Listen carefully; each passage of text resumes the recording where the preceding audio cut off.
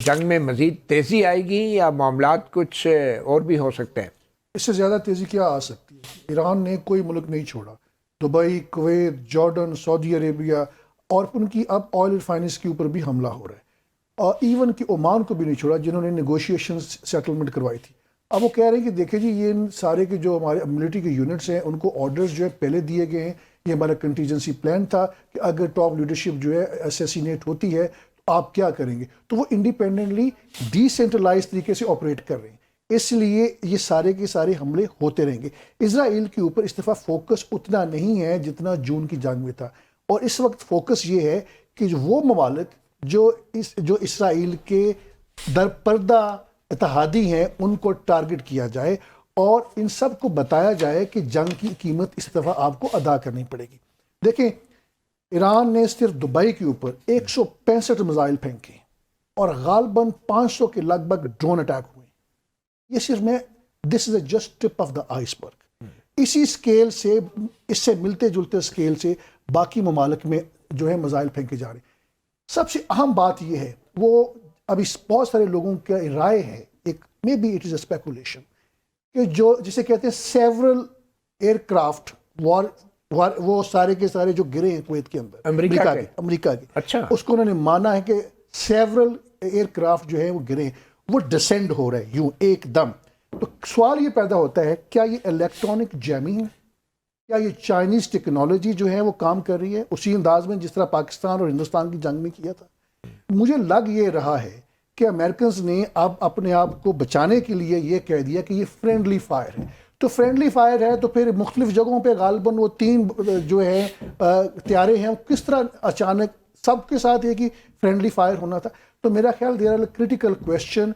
China एक दफ़ा फिर ऐसी जंग लड़ रहा है जिसमें वो कहीं नज़र नहीं आ रहा, लेकिन वो पीछे से मौजूद है। तो क्या ये ईरान के अंदर ऐसी इलेक्ट्रॉनिक वारफेयर चाइना नहीं कर सकता कि जो कि कुवैत और अरब ममालिक के अंदर हो रही है?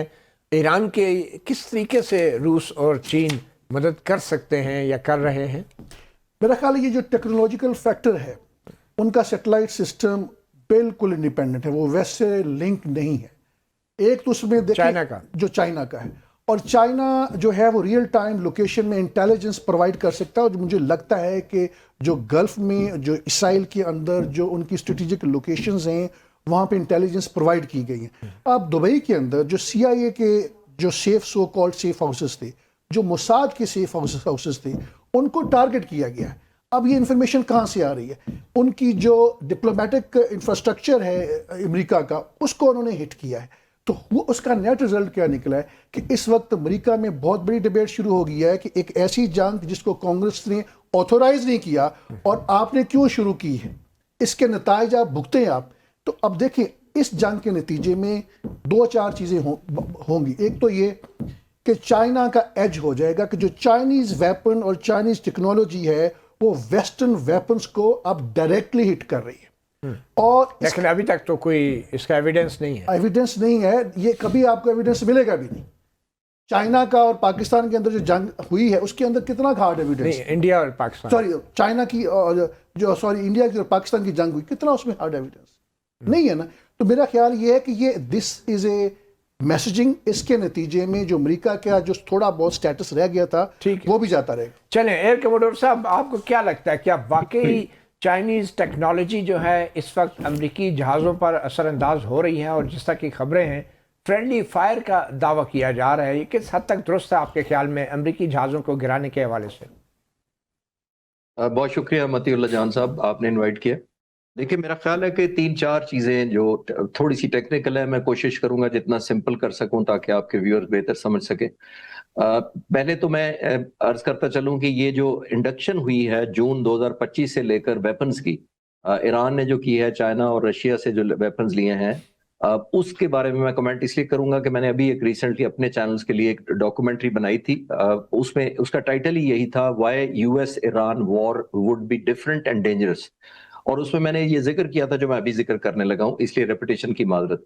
دیکھیے بنیادی طور پر بہت میسو انڈکشن کی ہے ایئر فورس کے ایئر پاور کے اندر انہوں نے، جس کے اندر ڈرونز انہوں نے بہت لیے ہیں، سرفیس ٹو ایئر میزائل لیے ہیں جو رپورٹڈلی ہیں، ظاہر ہے ایران خود تو کنفرم نہیں کرتا، اور اس کے پاس پاسبلی ایسے میزائل ہیں جو سرفیس ٹو ایئر ہیں جو جہازوں کو ناک ڈاؤن کر سکتے ہیں۔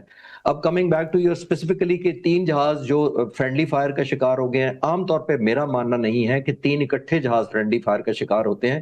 اگر بہت فاگ آف وار کا میں بینیفٹ دے دوں کہ ایلیمنٹ آف پینک ہوتا ہے، مس آئیڈینٹیفیکیشن ہو سکتی ہے، تو شاید ایک جہاز کا ہو سکتا ہے۔ 3 جہاز کنزیکٹیولی ایک ہی دن میں آلموسٹ سائملٹینیسلی، عام طور پہ بالکل انبلیویبل، پہلی بات۔ دوسری بات یہ ہے کہ اگر فرینڈلی فائر کا ہوتا تو کون سے جہاز سے انہوں نے مس انڈرسٹینڈ کیا ہے؟ ایران کے پاس تو ایئر فورس نہ ہونے کے برابر ہے، ان کے پاس MiG 29 آبسلیٹ ہے، مشکل سے اڑتے ہیں، ان کے پاس F4 ہیں جو آرام سے انٹرسیپٹ ہو سکتے تھے، مینٹین کرنا ان کو بڑا مشکل ہے۔ تو ایران کی ایئر فورس تو نہ ہونے کے برابر ہے، تو کویت کیسے پہنچ گئی؟ نہیں، یہ میزائلوں کے ساتھ کنفیوز کیا گیا ہے، یہ بظاہر ایرانی میزائلوں کے ساتھ کنفیوز کیا گیا امریکی جہازوں کو۔ وہ پاسبلٹی ہے، لیکن پھر ایک اور آئیڈینٹیفیکیشن میں عرض کرتا چلوں جو آپ کو میں بہتر سمجھا پاؤں گا۔ دیکھیے ہر میزائل سسٹم جو اگر کویت میں لگا ہے، جو امریکی سسٹم ہوگا کوئی بھی، اس کے اندر اور ہر جہاز میں بھی یہ سسٹم لگا ہوتا ہے، اس کو کہتے ہیں ہم IFF، identification of friend and فو، جس کا مطلب ہوتا ہے وہ سسٹم جو ہے وہ آئیڈینٹیفائی کر لیتا ہے کہ یہ فرینڈلی جہاز ہے یا اینیمی جہاز ہے۔ یہ فائٹر جہازوں میں بھی لگا ہوتا ہے جو دشمن کا جہاز سمجھنے میں یا آئیڈینٹیفائی کرنے میں ہمیں آسانی دیتا ہے، مدد کرتا ہے۔ زمین پر جو میزائلز اور ویپن سسٹم ہوتے ہیں ان میں بھی یہ لگا ہوتا ہے، جس کا مطلب ہے وہ آئیڈینٹیفائی کر سکتے ہیں کہ ہمارا ہے یہ دوسرا ہے۔ تو میرا بھی ماننا یہی ہے کہ پاسبلی یہ ایران کے کسی میزائل سے ہٹ ہوئے ہیں، کیونکہ 3 اکٹھے، اور F-15 جیسا ویری پورٹنٹ جہاز اور بڑا سیزنڈ ہے، اور میرا خیال ہے آج تک F-15 کسی وار میں آج تک شوٹ ڈاؤن نہیں ہوا۔ F-15 اس سے اور آلموسٹ یہ 45-50 سالوں سے یہ جہاز اڑ رہا ہے، کبھی بھی یہ شوٹ ڈاؤن نہیں ہوا، میرا ماننا یہ ہے۔ تو کیونکہ میں ریسرچ نہیں کر سکا، میں صبح سے ابھی تک چینلز پہ ہی ہوں، تو میں رات کو دیکھوں گا کہ یہ کیا ہسٹری ہے اس کی، لیکن میرا نہیں خیال کہ یہ جس کو کہتے ہیں فرینڈلی فائر کا ہے، یہ پاسبلی کریڈٹ ایرانیوں کو جاتا ہے۔ ٹھیک ہے، ایک مولانا صاحب کوئکلی یہ بتا دیں کہ یہ جو اڈے ہوتے ہیں دوسرے ممالک کے میزبان ملک کے اندر، فوجی اڈے جیسے امریکی اڈے ہیں، تو کیا امریکی اڈے جو ہیں وہ امریکی ایمبیسی کی طرح ہوتے ہیں کہ جہاں پہ جو میزبان ملک ہے اس کا کوئی عمل دخل نہیں ہوتا؟ اور کیا وہ امریکی اڈوں سے دوسرے ملک پہ حملہ کیا جا سکتا ہے؟ کیا مثال کے طور پہ قطر سے جو امریکی اڈے ہیں وہاں سے حملہ اگر ایران پہ ہوتا ہے تو کیا اس میں قطر کی حکومت کی کوئی ذمہ داری نہیں ہے؟ اور کیا ایران جواب دینے کا حق نہیں رکھتا؟ یہ ارینجمنٹ کیا ہوتی ہیں؟ متی اللہ صاحب، 2 چیزوں کی ہم بات کر رہے ہیں، ایک ہم بات کر رہے ہیں ملٹری پوائنٹ آف ویو سے، اور ایک ہم ایتھکس کی بات کر رہے ہیں۔ ایتھکس کی تو میں بعد میں آتا ہوں، ملٹری پوائنٹ آف ویو سے بالکل یہ آلموسٹ یہ کنفائنڈ ایریا ہوتا ہے جس کے اندر آؤٹ سائڈرز نہیں جاتے بیسز کے اندر، جس کا مطلب ہوتا ہے ان کی مونوپلی ہوتی ہے، ان کے آپریشنز کیونکہ کلاسیفائڈ بھی ہوتے ہیں، جہاز بھی کانفیڈینشیل کنفیگریشنز ہوتی ہیں، مشنز بھی ایسے ہوتے ہیں جو پبلک سے شیئر نہیں کرتے، ایون لوکل سے نہیں شیئر کرتے وہ، تو یہ بالکل نہیں، لوکل گورنمنٹ سے بھی نہیں شیئر کرتے، وہ گورنمنٹ کی اجازت کے بغیر وہ آپریٹ کر سکتے ہیں اڈے؟ تو دیکھیے اڈے کوئی پیس ٹائم میں کوئی ایئربیٹکس کرنے کے لیے تو لیے نہیں جاتے، اڈے کس لیے لیے جاتے ہیں؟ وہ یہ شو آف فورس ہی ہوتی ہے، اور شو آف فورس صرف پیس ٹائم کے لیے نہیں ہوتی، وار ٹائم کے لیے بھی ہوتی ہے۔ تو میرا نہیں خیال کہ امریکہ ان سے پرمیشن لے گا کہ میں یہاں سے ٹیک آف کر دوں، یہ میرا ماننا یہ ہے۔ تو کل کو وہ اگر ملک کچھ اور کہنا چاہے تو ظاہر ہے وہ بہتر پوزیشن میں ہوں گے، پہلی بات یہ ہے۔ دوسری آپ بات کر رہے ہیں ایتھکس اور مورالٹی، میرا نہیں خیال کہ ایتھکس اور مورالٹی یہاں اپلائی ہو رہے ہیں، اگر یہاں سے ٹیک آف کر رہے ہیں تو آٹومیٹکلی لیجٹمیٹ ٹارگٹ ہو جاتے ہیں۔ میں اب جس ڈاکومنٹری کا ذکر کر رہا تھا، میں یہی کہا تھا کہ ایران کے خلاف امریکہ جتنے ویپنز لے کر آ رہا ہے اتنا ہی تو ٹارگٹ آف اپورچونٹی دے رہا ہے ایران کو، جتنے زیادہ پھیلاؤ کرے گا، ایئرکرافٹ کیریئر ہو جائے گا، ڈسٹرائرز ہو جائیں گے، میزائل بیٹریز ہو جائیں گی، یا اس طرح کے ایئر بیسز ہو جائیں گے، خاص طور پہ اگر وہ ایئر بیسز آپریشن میں شامل ہوئے، جیسے جارڈن کا ایک بیس ہے، موافق ایئر آپ یہ بیس کہہ رہے ہیں ہے کہ عرب ممالک کے اندر جو اڈے ہیں وہ ایران کے ایک لیجٹمیٹ ٹارگٹ ہیں؟ نہیں، ایران کے پوائنٹ آف ویو سے، میں اپنی طرف سے جسٹیفائی نہیں دے رہا، میں کہہ رہا آپ ہوں کا کیا ایران پوائنٹ آف ویو ہے as an expert military analyst? آپ سمجھتے ہیں کہ فوجی اڈے لیجٹمیٹ ٹارگٹ ہیں اگر وہاں سے حملہ کیا جاتا ہے؟ دیکھیے ڈپلومیٹک پوائنٹ آف ویو سے بے شک نہ ہو، لیکن ملٹری پوائنٹ آف ویو سے یہاں سے جہاز ہوا میں ایئر بورن ہو کر آ رہے ہیں۔ کل کو میرے ملک کی اگزامپل دیتا ہوں، اگر کہ ایک تھرڈ ملک سے کئی ہمارے پر حملہ آور کوئی ہوگا تو کیا ہم کہیں گے کہ یہ دوسرا ملک ہے، اس سے ہمارا تعلق نہ خراب ہو جائے؟ تو میرے اوپر ملک کے پر حملہ ہو رہا ہے تو آئی تھنک لیجٹمیٹ ٹارگٹ ہو جاتا ہے۔ ٹھیک ہے، ٹھیک ہے جی۔ آصف درانی صاحب، آپ کیسے دیکھتے ہیں اس دلیل کو کہ ایران کے پاس جو ہے وہ حق دفاع اسی وقت ہو جاتا ہے جب ان عرب ممالک کے اندر فوجی اڈوں سے جہاز اڑتے ہیں یا میزائل داغے جاتے ہیں؟ جی بالکل ہے. اور دوسرا یہ ہے کہ جو بیسس ہے وہ انڈر ایگریمنٹ ہوتے ہیں، اس میں اس کی جو شرائط ہیں وہ اس میں واضح ہو جاتی ہیں. تو اس لیے یہ نہیں ہے کہ وہ اس میں یہ پولیٹیکلی کے علاوہ لیگل اس کی بائنڈنگ بھی ہو جاتی ہے بٹوین دا سگنیٹریز.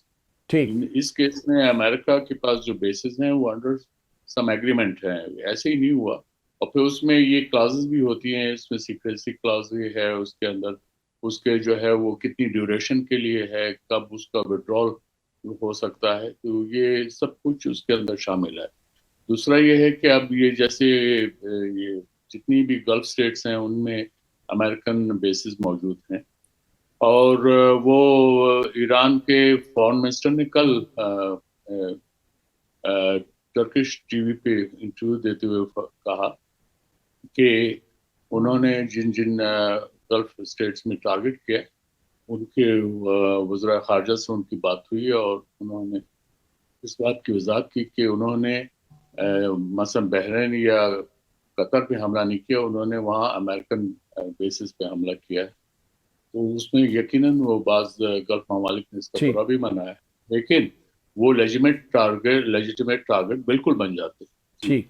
اچھا، عام طور پہ عام حالات میں اگر ایران جیسا پڑوسی مسلم برادر ملک، اس کے روحانی جی. پیشوا اگر وہ اس دنیا میں نہ رہتے یا جنگ کے علاوہ کسی اور وجہ سے وہ اس دنیا سے روانہ ہو جاتے، تو کیا پاکستان میں کوئی سوگ منانے کا بھی سفارتی روایت موجود ہے کہ پاکستان میں بھی سوگ منایا جا سکتا ہو؟ کیا اب کی بار پاکستان کی طرف سے جو رد عمل آیا ہے علی خامنہئی کی شہادت پر، تو کیا وہ کافی ہے؟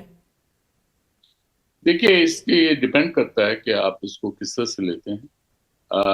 امام آیت اللہ خامنہئی کی شہادت یقیناً ایک قابل مذمت تھی، اس لیے کہ وہ ان کو ایک وائلنٹ طریقے سے جو ہے ان کو مارا گیا ہے. اور یہ ایک غلط پریسیڈنٹ ہے، کیونکہ even during the course of war leadership کو نشانہ نہیں بنایا جاتا. یہ وار ایتھکس کے بھی خلاف ہے، لیکن یہ امریکہ نے یہ کیا یا اسرائیل نے یہ کیا. اور اس کے علاوہ یہ ہے کہ جہاں تک سوگ کی بات ہے، اب پاکستان کے اندر جو ہنگامے ہوئے تو وہ تو ایک نیچرل ری ایکشن تھا. آپ کو یاد ہوگا کہ 79 میں خانہ کعبہ پہ جو حملہ ہوا تھا تو ہمارے لوگوں نے امریکن ایمبیسی جلا دی تھی. وہ ایک جو ہے جذبات میں آ کے کیا گیا. لیکن اگر آیت اللہ خامنہئی ویسے اپنی طبعی موت اگر مر جاتے تو اس کا ایک علیحدہ ہوتا، اس پہ بھی سوگ کی تو کیفیت آتی ہے. بہرحال ان کی ایک کیونکہ ہماری ایک بڑی آبادی جو ہے وہ آیت اللہ خامنہئی کو اپنا روحانی لیڈر مانتی ہے. بالکل ایسے ہی ہے. اور اس کی تو ان آپ کے بطور ایک سابق سفیر آپ کیا کہتے ہیں، کیا پاکستان میں اس کا سوگ منانا چاہیے تھا؟ ہاں کیوں نہیں. ہمارے دوست تھے، اور میرے خیال میں آیت اللہ خامنہئی جو ہے وہ مجھے دو تین دفعہ اتفاق ہوا جب میں سفیر تھا ایران میں ان سے ملاقات کا، اور مجھے یہ نیاز حاصل ہوا. وہ پاکستان سے محبت کرتے تھے، اور ٹھیک. کشمیر پہ ان کا بڑا کلیئر سٹینڈ تھا. اور انہوں نے انڈین جتنے بھی وہ اسٹیپس تھے ان کی مذمت کی.